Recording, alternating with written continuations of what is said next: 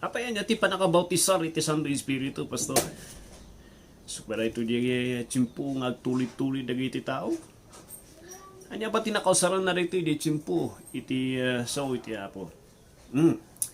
Dagito iti saludsod nga ituloy tayo nga part 2 iti trabaho, iti dagiti saludsod may panggap ti trabaho, ken ti persona iti Dios Santo Espiritu. Nabanor da ito already chimpo ni Jonathan Edwards. There was a confusion in the churches today because ada na mga Christians to the point mo nga agtaol da, agtarawak da, agbalibaliktad da, agtulit-tulit da matan iti floor, and yet they claim madagiti nga trabaho kon ebidensya kat trabaho ti Santo Espiritu. And nasiri po na iti adipan ni Apo ni Jonathan Edwards nga nang discern kanang study dayto nga banag, and he tried nga clarify nga dagiti nga banag kan dagiti nga activity nga mapaspasamak ti uneg ti churches kat haan nga dijay ti bunga ti Santo Espiritu. Dayto iti tiyempo iti revival iti tiyempo da kat maysa nga one of the best nga pastor kanun nang usig iti kinalinis iti trabaho iti Dios iti reformation iti tiyempo ti revival kat ni Jonathan Edwards. And a lot of these activities nga napaspasamak ti churches idi nga igbagbagada nga trabaho ti Santo Espiritu, it was proven nga kunatayo nga it is not a work iti Dios. Because no trabaho ti Santo Espiritu Diyay may isang nalatak nga ebidensya nga trabaho ti Santo Espiritu kat ada di kunatayo nga holy. Di kunatayo nga it is a work of a holy God. Kahit nang sawan iti holy kat it is sane, nalimpyo. Haan nga nabarag. Haan nga agtrabaho iti Diyos nga ti anak na kat agbalin nga agtarawak nga mararaal ti personality nga kasla kumatok. No kumay ti makina kat kinmatok. No kumay iti kampuso kat bimarag. Iti tsura na. It contradicts the idea iti holiness, iti nga trabaho kan personality, iti Santo Espiritu nga akin biyang Diyay. Haan nga mabalin Diyay. Pastora niya ti Bawtisar iti Santo Espiritu. In 1 Corinthians chapter 12 verse 13, this was the verse where nga naisurat dati bersikulo nga rito. Dati term kan masusar nga rito. It was used in the context, iti konteksto, iti tiyempo nga nailista dagiti gift nga regalo iti Dios Santo Espiritu iti church. There was a kunatayong clarification iti anak iti Apo iti Korinto nga amin nga anak ti Dios ket ada ti pasat na. Ada ti lugar na iti iglesia iti Apo nga mausad na. Ket daytoy nga sagot dagiti nga galad nga nailangitan nga galad ket bunga iti Santo Espiritu. In discuss na nga iti bunga ti Santo Espiritu ket ada iti panangirespeto iti Dios. Agturong ti pakaiday-dayawan iti Apo, panang bendisyon iti nagan iti Dios. No kunayo nga naidalang ka ti Santo Espiritu, awan kumay ti panang ilunod iti ngiwat yo. Hana nga mabaling nga ilunod iti Dios. Hana nga ilunod iti kakaduan.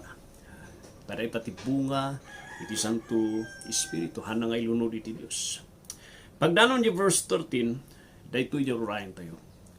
Daytoy nga tinalantan na Apostol Pablo nga kunana, for by one Spirit, baban iti Spirito, capital S, referring to the Spirit of God, were we all, datayo, kat nalpasan, nga nabawtisaran, kat no di tiyempo nga nalpasan.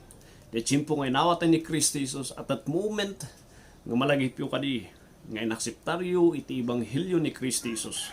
At that moment in time, hadyo nakita, there's no evidence nga makita tayo yung napasamak, but it is an event that happened between ni God the Father ken ni Dios Santo Espiritu nga dating napasamak nga transaction. We were all baptized into one body. Nabawtisaran tayo iti maysa nga bagi. That was the word and that was how it was used kan naisuratan na dati sao nga bawtisar ti Santo Espiritu. Daytoy ti pasamak iti biyang iti Santo Espiritu nga amin tayo nga anak iti Dios ket ingayon da tayo iti pamilya kan iti bagi ni Kristo Jesus. And that is referring, the body nga Diyay, it is referring to the universal church. It is referring to the entire believers church ngayon natayan ni Kristo Jesus nga ngayon mawat kanya na agrugi di Acts chapter 2 ingga the time nga the rapture kunan niya po Diyos na ingayon tayo iti pamilya iti Apo, referring to the universal body, referring to the family of God. Kunan niya po Diyos na imay sa tayo iti bagi ni Kristo. Uray no siga kat may isa ka nga Hudyo, may isa ka nga Hintil, may isa ka nga slave, may isa ka nga nailubos. Amin tayo. Babaan iti Santo Spirito, nagbalin tayo nga may maysa. Gapos kini Kristo Jesus nga na may maysa tayo iti bagina kan pamilya na. Daytoy tikat na sawan daytoy. It is the act of God whereby God's people, dagiti anak iti Dios at the time nga inawat ni Christ Jesus, we were added, we were included in the family, the larger family hanga di local church. The larger family. Ti pamilya ni Apo Dios. Na iba'y may satay ti pamilya ti Apo na nagbalin tayo anak na. Na ibagi tayo kanina. Nga bagi na. So, di etikat na suwon, iti Bawtisar. Nalawag Diyay. May kadua, Pastor, may kadua kat, Pastor, how about the panaka-anointar, iti Santo Spirito? Anya pa tiket na nga sawon, Diyay. Anya ka di tiket na sawon, iti panaka-anointar, iti Santo Spirito. May sapay dito, nga, dati ti panahon nga mamimisuse, there was an abuse, iti panakausan na dito term. Ano na duma, ingato di may isa di mga kasaba, kat ikarga na yung ulo na, kat iduro na, kat matuwang. And, anati gusto nga kakasta na dito, Pastor. We'll go back iti use na dito, because actually, in the use iti Bible, kat anointing was many times used ijay Old Testament inganat New Testament. Irugi tayo ijay Old Testament. Anointing, this anointing, it is unto Spirit, this anointing word that it was applied by the priest in the king city. No, dati may isang agbalingari, ala dati oil, bukbuk dati ulo na just like na malagip yun ni David. Kastamat tagjay padi, kung nagiti anak na, to consecrate them, to dedicate them, ijay trabaho nga Diyay, there will be ada di kuna tayo nga ornungan da daytoy or alaan da di tao nga Diyay, and ibuyat da di ulo na, implying and symbolizing this man is dedicated for the service iti Apo. So daytoy nga tao kat nadutukan nga agbalingari, and with all the blessing iti Apo, God gives iti blessing na ito nga tao to become the next king or priest iti land tayo. So dito may isang nakusaran na. Anointing is also used dagiti shepherds, dagiti pastor, dagiti karnero, dagiti pastor ti karnero. Ngano na duma, dito iti may isang problema dagiti karnero nga umay dagiti insekto iti rupa, di matada, nga natilapayag da, kat no da duma da dagi insekto nga pumatay taw munag da tilapayag kat ag infection iti lapayag or agungda ag infection di jay munag ti rupa da agungda iti uno nag iti face da, and it will infect daytoy animal nga daytoy. So ti kastay ti maysa nga pastor kat mangala iti oil, special oil nga mga ikargaan na di ulo ijay maysa diti maysa nga karnero na tapnon umay dagiti umay dagiti insekto abugan na di insekto or nadaman ti aglanding lata ag slide nga handa nga mapan di unag tilapayag iti karnero.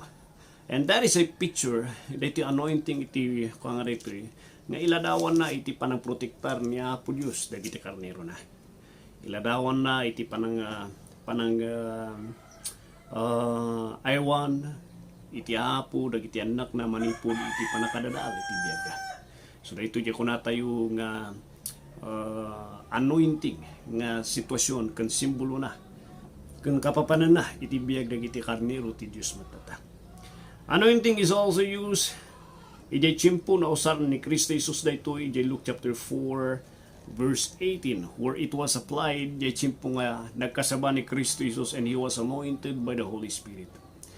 It was applied nga iti maysang mga kasaba maysang nga naidiferensya ni Kristo Jesus idi kumpara dagiti Fariseo nga nakita dakat diferensya na nga kasaba. There's something ada kanya nga awan dagiti daduma, and that is the anointing of the Spirit. Dahiti anointing nga dahito kat this is what makes a man different from any other ordinary nga kunating a preacher. A man who is anointed by the Holy Spirit is just like Christ. The people could sense it in the way he would talk, and in the way he would explain, and in the way he would teach, and in the way he would preach the Word of God. There's something within that man. Hanmat ka kunating tilubong ti secular kunada kat charisma. But it's more than the charisma. Anointing of the Spirit in the ministry of the preaching of the truth makes the preacher so unique from any other people. And that is, magbalik ako na hanip tayo man nga nalaing iso na, but there's something that is within that man that is so different and making him unique from all others. And that is because of the anointing of the Spirit, the empowerment of the Spirit, iti panangi kasabana iti Santo Spirito. Alawag yay? May sabay, it was also applied iti tiyempo iti panakaagas. Kung iti miracles, yay tiyempo ti James, nga no adatek saksakit, agyab kayo iti iti elders to iti church, kat anointaran iso na iti lana. The anointing of the oil is just a practice of separating that man, Lord, hanakat na sawon nga adati magic nga mapasamak kanya yung kasla mambuno nga inaprusan ng pastor adati kasla nga mapasamak kanya na. But it is just a practice nga, Lord, we don't know iti sitwasyon kaslam tibiyag na nga dito nga tao. But we would like to anoint him with oil, representing and symbolizing, Lord, whatever plan that you have intended for this man. Your plan iti planong ti matumpal. Isutikat na nga sawon Diyay. Wala dumakat maususar na gito nga sobra to the extreme nga adati panakabaling kaslamutan manggagamon mo ton iti pastor tiyas kastada haan nga kasya iti panakasar na. So nalawag yay. And of course may sapay nga nausaran dati word nga anointing katitoy. It is applied for all Christians in the observing of and in the observing and in the defending and in the defense for the truth. May surat dito yung 1 John chapter 2:20. Nga kunan ni Apostol Juan kunan Apostol Juan amin kayo kat na anointaran kayo iti Spirito iti Dios nga nga kasapulan iti maestro anya kat nasa wan Diyay iti di chimpo nga kunada gamin nga ada dagi chimpo idi kat kunada dagiti mga kasabay di ada tinangat nga to nga panakaawat may panggap ti Dios ti stars iladawan na kanisuro na iti biag tayo dagiti animal nga dagi superstitious belief nam kunanis kunani po Dios ada tinalalaing maestro ng mangisuro kada tayo. And that is, we are anointed. We are anointed by the Holy Spirit nga titrabaho ti Spirito kada tayo. Kat aming nga Kristiyano kat isuruan na kan iturong na isuda. Nga agbiag ti kinagpaiso kan itakder ti kinagpaiso. That is the application iti anointing of the Spirit. So laglagipan nyo Diyay. Hawan ti makita nga diag balibaliktad ag tayat-tayak ijay nga kaslang earthworm magbalibaliktad ijay nga hanga maawatan agbalbalin nga wild kan makin masabalin iti personality na. The Holy Spirit does not make a man nga crazy kan katok. When the Spirit of God dwells and He controls iti maysa nga tao, He makes sure nga that man will be sane, nalimpyo, hanga nabarag. He makes sure that the mark of holiness dwells on that man. Hanga the mark of wildness controls that man. So laglagi pa ninyo Diyay kapsat. And Diyay timabaling nga ibagak. Nga nagbatayan na dagitoy Bawtisar ti Santo Spirito kan Anointar iti Santo Spirito. Sapay kuma. It gives clarification and understanding concerning iti trabaho, iti Santo Spirito. And may sapay concerning dati healing gayam kat dati kumatsimpo ti COVID, dati ti rumaran, dati master healers tayo, iti dati nga panahon, awan, naglalamang da. That is because there's something fishy iti raramidan dati healing da. Biblical healing, yes, God would heal, but iti proseso ti healing iti Dios, it is still iti pamalubos na. Han mo nga mabaling nga schedule di Diyay, han mo nga mabaling nga mandaron iti Dios nga agasa na Diyay. Rather, na ipalubos ti Apo, agasa na di ba nagkada di tao nga Diyay, ada kanya na Diyay. But I do not have the right nga kasla nga remote control nga nanya tinbagak unlatan iti Dios ti amin nga bagbagak. Still, when it comes to healing, healing submits to God's divine purpose and intention. And hoping you're clarified on these questions concerning iti Diyos Santo Espiritu. God bless, Kapsat, and thank you, Madam.